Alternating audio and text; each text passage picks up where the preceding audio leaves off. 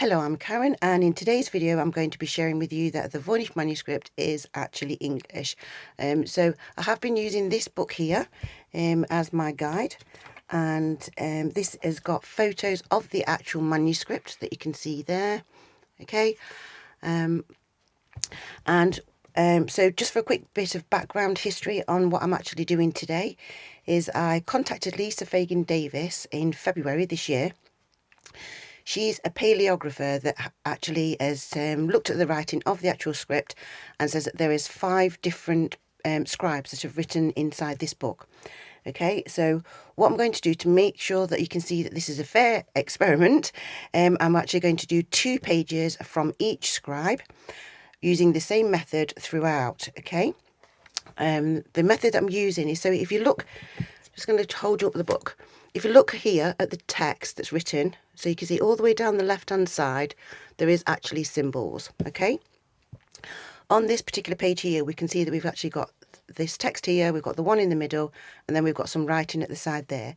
I'm choosing this center one on this particular page just because this one's got extra symbols in it, so you can see more letters of the language. Okay, yep, so without further ado, let's have a look. Okay, so this is scribe number 4 and on page 68R1. These are the symbols down the left hand side of the page. They're what they turn into, and as you can see here, it is the word crochet, but we're missing the actual O out of it. The reason why behind of that is because this is an educational book to be able to help you with your language, as well as it being a game. So this is you've got to understand, this is an actual game. It's a code word game, and the rules are that there is no rude words allowed in it. Okay, no bad words. The only word that I've come across in the whole of the thing where you've got a potential word that has 2 meanings is the word hit, which is not hitting as in hitting a person, but hit as in it being a big success. Okay, so educational wise, we've got the crochet, so we've got the O is missing, but crochet, we've got the CH is sound of a sh, and we've got a silent T. So the sh is to help keep it a secret because it was a secret game, and also letting you know that the T is a silent T. The next page I'm doing from scribe number 4 is 68R2. We've got the symbols down the left hand side. That's what they are in English. That's just the words written out in the right way round. And then here we've rejiggled them to get the words. So this one is he, cheer. So we've got the ch sound, okay, so that we're working with that sound. And so my next scribe is scribe number 2. This one is page 76R, scribe 2. We've got all of this text all the way down, all the way there, look, just so that you can see everything there.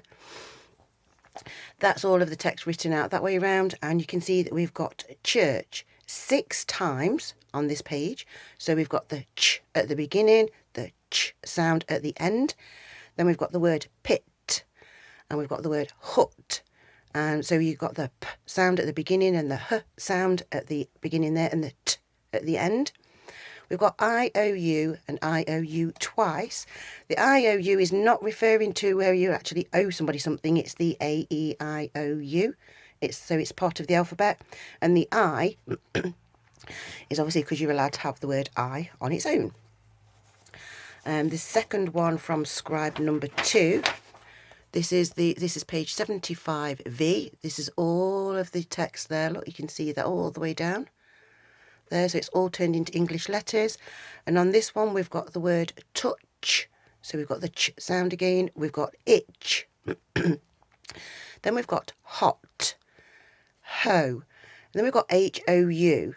Okay, and these are words where so you finish off the word, so you could make house, you could make hound, and we've also got the HOI, so we can make hoist.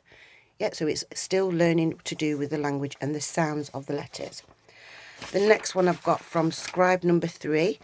This was the only text on the entire page, on page 65R. And so I decided I would do the whole text for you on that page because we've got some extra unusual symbols there. That's the symbols written down there and what they mean in English. And then turned into the words, we've got hock, tack, took, and Celt. So we can see it's the K sound, which is happening on this one. And also note that part of this game, what you're allowed to do is you're allowed to turn the C around so it becomes a U to help you with to make that word, because that's where technically it was just C's on there, okay? That's scribe number 3.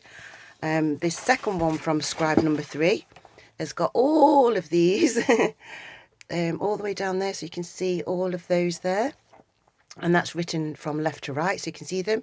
You can see here we've got crochet 4 times, and then we've got the word out. Then we've got he 4 times, so again with the same as the other one, you can finish off words, so you can have heaven, you can have here, you have heard, okay. And then we've got hut, so we're remembering that t sound. And here I was left over with C-U-C-E. This time we've got the 2 C's, we're allowed to put them together to make the S, so it becomes the word use. So you've got the S sounding like a Z in there, so it's use. Okay, so still to do with the sounds of the alphabet. Okay, so this next one, this is 66R, scribe 5. This is the one that I showed you at the beginning where we're doing this text in the middle section. Okay, so these are all of the symbols there. That was the word that was actually like a whole word. There, all written down there, so you can see all of those. That's the word, the letters written from left to right. And here we've got the word crochet. We've got picot, which is a crochet term. These have both got a silent T on the end. And then we're moving over to a word which is touch. So you've got the T at the beginning, and we've also got the ch sound again. We've got mime, took, sing, loop, aim. So the aim, so you see there we've got the sound with an E there and without an E there. So you've got that sound, so you can see the difference. And then we've got dot, and we've got the letter I. This is moving on to the section where, so what you would do is if you're moving into lowercase, you put the dot above the I. Okay, so that's scribe number 5. This is also from scribe number 5. This is just a shorter version, but as you can see, the letters are there down the left-hand side, this way around, so 66V. And we've got the word crochet, hitch, and retch. So we've got that ch sound going off again there. And then we're moving on to scribe number 1. These are the letters down the left-hand side of the text on that particular page there. And we're on page 49V. These are the letters written down. That's those letters just written that way around, so it's easy to see. And we can see we've got the word biscuit, scope, soft, cute, cot, and bit. So this is to do with the ending sound. So we've got the t, biscuit, scope is ending with a P, but so it's a silent E. Soft. We've got cute ending in a T, ending in E. Sorry, but the sound ends in a T, and the cot and the bit. Okay, and then we've got F2. This is just this one. It was written like this with a gap on the actual page. You can actually, I'll show you the page in a minute. And here we're using this same method before where you're allowed to turn, so we're using the C and the U to make an S.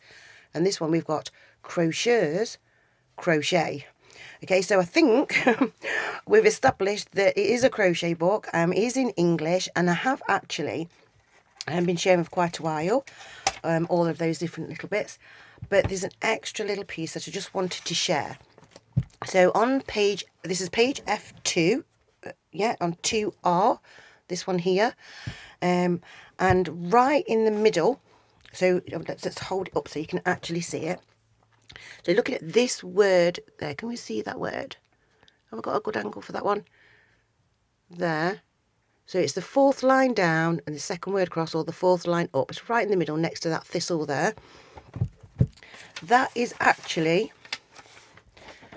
there. That's how it looks. That's how it's written in the actual book. These are the letters put to the side like I've done with the other ones.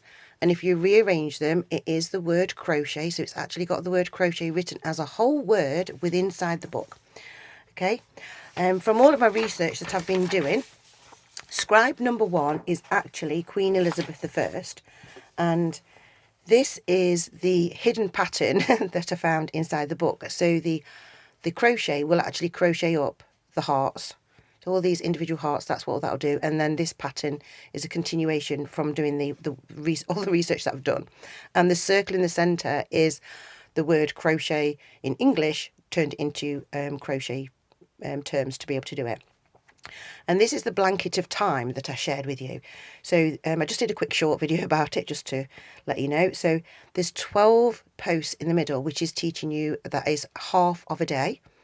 So you're learning about half. You've got 24 posts around the edge, which is a whole day. So you're learning about a whole day. In the octagons around the edges, we've got these little pairs. So you're learning about pairs of these posts. Okay, there's 16 of those in each of these. So 1 plus 6 is a 7. So it's your mathematical side of things. So you're adding together. There's 7 days in a week. In the whole of the pattern, if you counted all of the hearts, there are 52, because these are 2 hearts. There's 52 hearts, which is representing 52 weeks in a year. If you just count the hearts around the edge, all the way around the edge of the pattern, there's 36. So you've got a 3 and a 6. Then there's the 5 pieces in the centre of the actual work, which is a 5. So you've got 3, 6, 5. So you've got 365 days of a year. So this is all educational. Yep, it's an educational game that the royals was passing on. So this was Queen Elizabeth I, this particular page, all scribe 1, was passing on the English and the crochet to King James. He was actually King James V of Scotland, but then when she passed away, he became the 6th of Scotland and the 1st of England. I've already shared with you that one of the clues was to make the triangle, because this actually contains the crochet pattern for this triangle, which also had the hidden thing in it, so you could see the J through the window. And because of all my research, I did actually use the bell gauge as part of actually doing some of the experiments that I was doing, which also means that then the royal family are the inventors of the bell gauge. Also, more than likely the crochet hook as well, because it's all to do with crocheting. It is their hidden secret game that they've kept a secret for at least since 1400s, when this book was actually published, maybe even longer. But it was Queen Elizabeth, and this is just the rose because it was the Tudor rose, which was my clue. So it's this section here is Queen Elizabeth I. So that means, because she is scribe number 1, she's done the most text, and she starts from the beginning of the book. But I think the book was written like higgledy-piggledy. And that means that all the other text theoretically belongs to older monarchs. Okay, so I do believe I've actually proved, without a shadow of a doubt, that the Voynich Manuscript is actually English and it is crochet. So thank you for watching, thank you for liking, thank you for sharing, thank you for subscribing. Oh, and if you'd like to know how to make the pattern, just drop a message in the box. Thanks, bye for now.